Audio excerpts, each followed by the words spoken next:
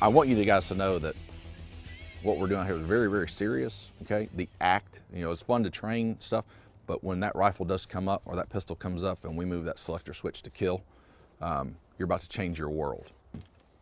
You shoot somebody out here, you know, you're gonna get a free taxpayer-funded taxi ride down to the big house, and you're gonna get some nice jewelry, at least for a little bit, all right? And you need to be comfortable with yourself sitting in that either interrogation room or that cell, knowing that you did what you had to do.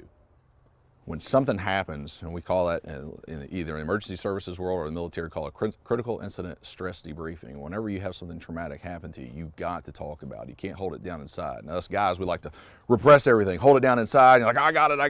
And then one day we haul off and kick the dog, or, you know, we do something stupid, wreck the car, or, you know, yell at the wife for no reason, okay?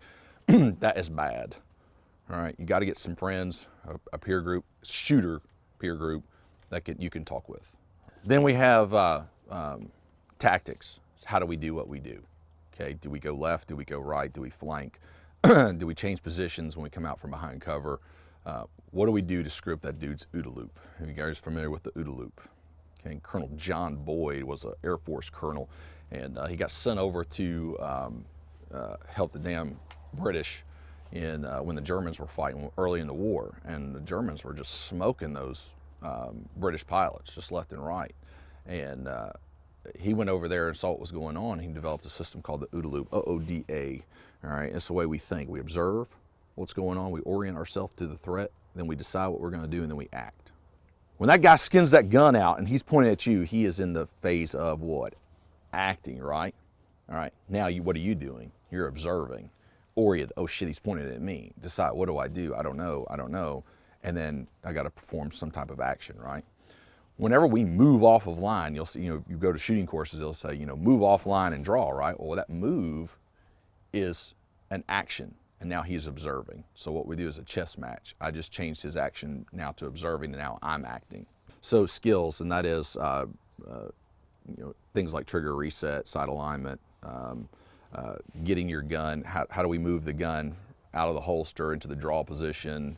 Rotate 90 degrees, both hands meet, press out. Okay, we want to make sure that we do those skills perfectly every time. And then we have gear. Your gear is going to break.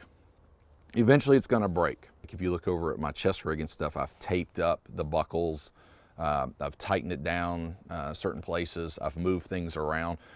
When you go to a lot of these courses, you'll start figuring out, man, this is not the right place. I think I need to move it to the left a little bit, or I need the gun somewhere else so that it meets with my skill ability.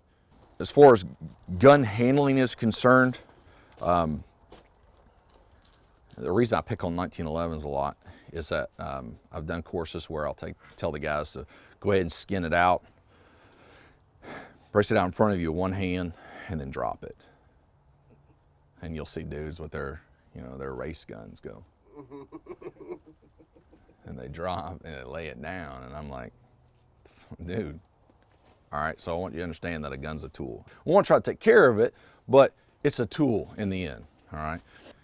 Got to be a problem solver. Fix your problems, all right? I'll run you through how to fix those problems. There's only 3 types of problems you're going to have with both a rifle and a pistol. So there's your type 1, type 2, and type 3 malfunction. Type 1 malfunction is what? Who knows what that is? Gun's empty. A failure to feed, all right? So it doesn't go bang, right? So Range Master, what's our remedial action for it doesn't go bang? Tap, rack, bang. Tap, rack, bang, all right? That will fix 90% of your problems. What I tell you, the number 1 cause of failure of a Glock is? Magazine, right? All right, so we pay $500-600 for a gun, and we pay $30 for a magazine. Which one do you think is gonna break first? The damn $30 magazine, because you get what you pay for, right? Tap, right? Tap what? Magazine. Tap the bottom of the magazine, right? Rack, Slide. the slide, press out, make it go bang. All right, so if you hear bang, bang, click, tap, rack, hit it again, all right? Stance, just feet shoulder width apart, guys. And most times in a real life gun situation, you're running. All right, so we're gonna do a little bit of walking today as well, shooting. All right, so just shoulder width apart, give me a slight little bend in the knee so that I'm stable. Now in a home defense situation, when it goes down, people are gonna run to you, especially if they see you as the guy protecting. What'll happen is that little kid or that wife will run and hit you in the legs. Wife's gonna hit you in the waist, okay? Or if we're in, say, a mall situation or something bad's going down, people are gonna be running past you, bumping you. So we wanna make sure that our feet are stable so we don't fall down. What happens a lot of times, especially in a stressful situation, you'll see dudes that they're looking where he's running, and then out of panic, he's shooting. So he's probably not gonna hit what he was trying to hit. So we have to train ourselves to go keeping our head forward. So wherever the gun goes, our head goes. And you'll see that when we get over into the shoot house, is that no matter where the gun goes, my head goes. It's an extension of my eyes, all right? And I see a lot of guys, they'll do this. Well, no, dude, keep everything, especially with that rifle. Now, we can do that with a rifle because we have, what, a cheek well, right? So wherever the gun is, my cheek's going, so my eyes are following, right? All right.